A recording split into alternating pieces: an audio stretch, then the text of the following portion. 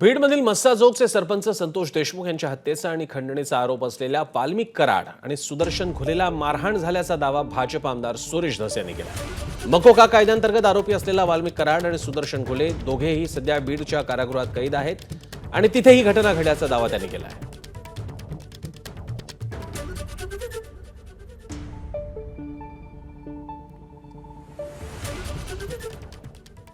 सुरेश धस यांनी नेमकं काय म्हटलेले, काय कोणते आरोप केलेत पाहूया।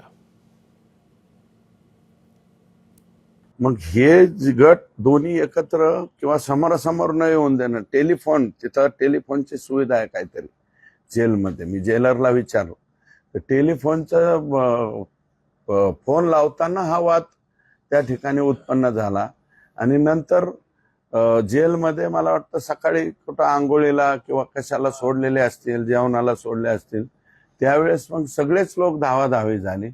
जर 15-15 आणि 20-20 आरोपींची तिथं मारामारी लागली असते आणि एखाद्याची हत्या झाली असती तर बीडच्या जेलरनी ते भरून दिलं असतं का?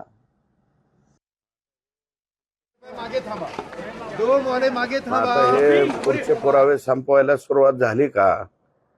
आता याच्यामध्ये आम्हाला संतोष देशमुखच्या खुनाच्या बाबतीमध्ये फार दिव्य आहे, मी ते कबूल करतो की ही केस आम्हाला शेवटपर्यंत लढवायची आहे, शेवटपर्यंत तडीच न्यायची आहे आणि ह्या सगळ्या लोकांना आनंद आम्हाला त्या दिवशी वाटणार आहे की हे सगळे आरोपी फाशीला गेले पाहिजे।